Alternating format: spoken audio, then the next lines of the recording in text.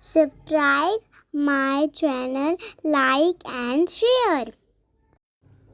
अथ तृतीय अध्याय। चंचुला के पाप के भय से और संसार से वैराग। शौनक जी बोले, हे महाभाग सूत्री, आप सर्वज्ञ हैं। हे महामते, आपकी कृपा प्रसाद से मैं बार बार कृतार्थ हुआ। इस इतिहास को सुनकर मेरा मन अत्यंत आनंद में निमग्न हो रहा है। अतः आप अब भगवान शिव में प्रेम बढ़ाने वाले शिव संबंधिनी दूसरी कथा को कहिए। अमृत पीने वालों को लोक में कहीं मुक्ति नहीं प्राप्त होती है, किंतु भगवान शंकर के कथा अमृत का पान तो प्रत्यक्ष ही मुक्ति देने वाला है। सदाशिव की जिस कथा की सुनने मात्र से मनुष्य लोक प्राप्त कर लेता है, वह कथा धन्य है। और कथा का श्रवण कराने वाले आप भी धन्य हैं। सूत जी बोले, हे शौनक सुनिए, मैं आपके सामने गोपनीय कथा वस्तु का भी वर्णन करूंगा, क्योंकि आप शिव भक्तों में अग्रगण्य तथा वेदविद्ताओं में श्रेष्ठ हैं। समुद्र के निकटवर्ती प्रदेश में एक वाशकल नामक ग्राम है, जहाँ वैदिक धर्म से विमुख महापापी द्विज निवास करते हैं। वे सब के सब बड़े दुष्ट हैं। उनका मन दूषित विषय भोगों में ही लगा रहता है। वे ना देवताओं पर विश्वास करते हैं, ना भाग्य पर। वे सभी कुटिल वृत्ति वाले हैं, किसानी करते और भांति भांति के घातक अस्त्र शस्त्र रखते हैं। वे पर स्त्री गमन करने वाले और खल हैं। ज्ञान वैराग्य तथा सद्धर्म को वे बिल्कुल नहीं जानते। वे सभी पशु बुद्धि वाले हैं और सदा दूषित बातों को सुनने में संलग्न रहते हैं। जहाँ की द्विज जैसे होते हैं, वहाँ के अन्य वर्णों के विषय में क्या कहा जाए। अन्य वर्णों के लोग भी उन्हीं की भांति कुत्सित विचार रखने वाले, स्वधर्म विमुख एवं खल हैं। वे सदा कुकर्म में लगे रहते हैं और नित्य विषय भोगों में डूबे रहते हैं। वहाँ की सब स्त्रियां भी कुटिल स्वभाव की, स्वेच्छाचारिणी, पाप सख्त, कुत्सित विचार वाली और व्यभिचारिणी हैं। वेद सद्व्यवहार तथा सदाचार से सर्वथा शून्य है। कुजनों के निवास स्थान उस वाशकल नामक ग्राम में किसी समय एक बिंदुक नामक नामधारी ब्राह्मण रहता था। वह बड़ा अधम था। वह दुरात्मा और महापापी था। यद्यपि उसकी स्त्री बड़ी सुंदर थी, तो भी वह कुमार्ग पर ही चलता था। काम वासना से कलुषित चित्त पर वह वैश्यगामी था। उसकी पत्नी का नाम चंचुला था। वह सदा उत्तम धर्म के पालन में लगी रहती थी, तो भी उसे छोड़कर वह दुष्ट ब्राह्मण कामासक्त होकर वैश्यगामी हो गया था। इस तरह कुकर्म में लगे हुए उस बिंदु के बहुत वर्ष व्यतीत हो गए। उसकी स्त्री चंचुला काम से पीड़ित होने पर भी स्वधर्म नाशक के भय से क्लेश सहकर भी दीर्घ काल तक धर्म से भ्रष्ट नहीं हुई, परंतु दुराचारी पति के आचरण से प्रभावित होने के कारण काम पीड़ित हो आगे चलकर वह स्त्री भी दुराचारिणी हो गई। भ्रष्ट चरित्र वाली वह कुमार्ग गामिनी अपने पति की दृष्टि बचाकर रात्रि में चोरी छिपे अपने पापी जार पुरुष के साथ रमन करने लगी। हे मुनि, एक बार उस ब्राह्मण ने अपनी उस दुराचारिणी पत्नी चंचुला को कामासक्त पर पुरुष के साथ रात्रि में संसर्गरत देख लिया। उस दुष्ट तथा दुराचार में आसक्त मन वाली पत्नी को रात में पर पुरुष के साथ व्यभिचारत देखकर वह क्रोधपूर्वक वेग से दौड़ा। उस दुष्ट बिंदु को घर में आया जानकर वह कपटी व्यभिचारी तेजी से भाग गया। तब वह दुष्टात्मा बिंदुक अपनी पत्नी को पकड़कर उसे डांटता हुआ मुक्कों से बार बार पीटने लगा। वह व्यभिचारिणी दुष्टा नारी चंचुला पीटी जाने पर कुपित होकर निर्भयता पूर्वक अपनी दुष्ट पति बिंदुक से कहने लगी। चंचुला बोली, मुझे पति परायणा युवती पत्नी को छोड़कर आपको बुद्धिवश प्रतिदिन वैश्या के साथ इच्छानुसार रमन करते हैं। आप ही बताएं कि रूपवती तथा कामासक्त चित्त वाली मुझे युवती के पति संसर्ग के बिना क्या गति होती होगी। मैं अत्यंत सुंदर हूँ तथा नव यौवन से उन्मत्त हूँ।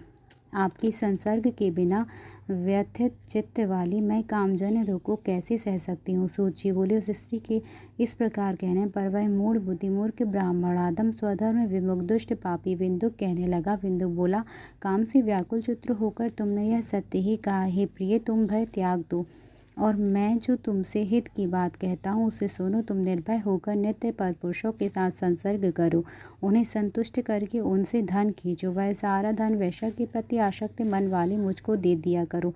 इससे तुम्हारा और मेरा दोनों का ही स्वार्थ सिद्ध हो जाएगा। सूती जी बोले, पति का यह वचन सुनकर उसकी पत्नी चंचुला ने प्रसन्न होकर उसकी कही बात मान ली। उन दोनों दुराचारी पति पत्नी ने इस प्रकार समझौता कर लिया तथा वे दोनों निर्भय चित्त से कुकर्म में लीन हो गए। इस तरह दुराचार में डूबे हुए उन मूढ़ चित्त वाले पति पत्नी का बहुत सा समय व्यर्थ बीत गया। तदंतर शूद्र जातीय वैश्य का पति बना हुआ वह दूषित बुद्धि वाला दुष्ट ब्राह्मण बिंदुक समय अनुसार मृत्यु को प्राप्त हो नरक में जा पड़ा। बहुत दिनों तक नरक के दुख भोगकर वह मूढ़ बुद्धि पापी विंध्य पर्वत पर भयंकर पिशाच हुआ। इधर वह दुराचारी पति बिंदुक के मर जाने पर वह मूढ़ हृदया चंचुला बहुत समय तक पुत्रों के साथ अपने घर में ही रही। इस प्रकार प्रेमपूर्वक कामासक्त होकर जारों के साथ विहार करती हुई उस चंचुला नामक स्त्री का कुछ यौवन समय के साथ ढलने लगा। एक दिन दैव योग से किसी पुण्य पर्व के आने पर वह स्त्री भाई बंधुओं के साथ गोकर्ण क्षेत्र में गई।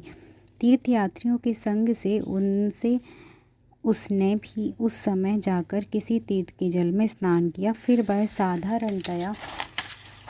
साधारणतया मेला देखने की दृष्टि से बंधुजनों के साथ यत्र तत्र घूमने लगी। घूमती घामती किसी देव मंदिर में उसने एक देवज्ञ ब्राह्मण के मुख से भगवान शिव की परम पवित्र एवं मंगलकारिणी उत्तम पौराणिक कथा सुनी। कथावाचक ब्राह्मण कह रहे थे कि जो स्त्रियां परपुरुषों के साथ व्यभिचार करती हैं वे मरने के बाद जब यमलोक में जाती हैं तब यमराज के दूत उनकी योनियों में तपे हुए लोहे का परिग डालते हैं। पौराणिक ब्राह्मण के मुख से यह वैराग्य बढ़ाने वाली कथा सुनकर चंचुला भय से व्याकुल हो वहां कांपने लगी। जब कथा समाप्त हुई तो और लोग वहां से बाहर चले गए तब वह भयभीत नारी एकांत में शिव पुराण की कथा बाँचने वाले उन ब्राह्मण से कहने लगी। चंचुला ने कहा, ब्राह्मण, मैं अपने धर्म को नहीं जानती थी, इसीलिए मेरे द्वारा बड़ा दुराचार हुआ है। स्वामिन, इसे सुनकर मेरे ऊपर अनुपम कृपा करके मेरा उद्धार कीजिए। हे प्रभु, मैंने मूढ़ बुद्धि के कारण घोर अपाप किया है। मैंने कामांध होकर अपनी संपूर्ण अवस्था व्यभिचार में बिताई है। आज वैराग्य रस से ओतप्रोत आपके इस प्रवचन को सुनकर मुझे बड़ा भय लग रहा है। मैं काँप उठी हूँ और मुझे इस संसार से वैराग्य हो गया है। मुझ मूढ़ चित्त वाली पापिनी को धिक्कार है। मैं सर्वथा निंदा के योग्य हूँ। मैं कुत्सित विषयों में फंसी हुई हूँ और अपने धर्म से विमुख हो गई हूँ। थोड़ी सी सुख के लिए मैंने अपने हित का नाश करने वाले तथा भयंकर कष्ट देने वाले घोर पाप मैंने अनजाने में ही कर डाले। हाय, न जाने किस किस घोर कष्टदायक दुर्गति में मुझे पड़ना पड़ेगा और वहाँ कौन बुद्धिमान पुरुष को मार्ग से मन लगाने वाली मुझ पापिनी का साथ देगा। मृत्युकाल में उन भयंकर यमदूतों को मैं कैसे देखूंगी। जब मैं बलपूर्वक मेरे गले में फंदे डालकर मुझे बांधेंगे तब मैं कैसे धीरज धारण कर सकूंगी। नरक में जब मेरे शरीर के टुकड़े टुकड़े किए जाएंगे उस समय विशेष दुख देने वाली उस महायातना को मैं कैसे सहूंगी। दुख और शोक से ग्रस्त होकर मैं दिन में सहज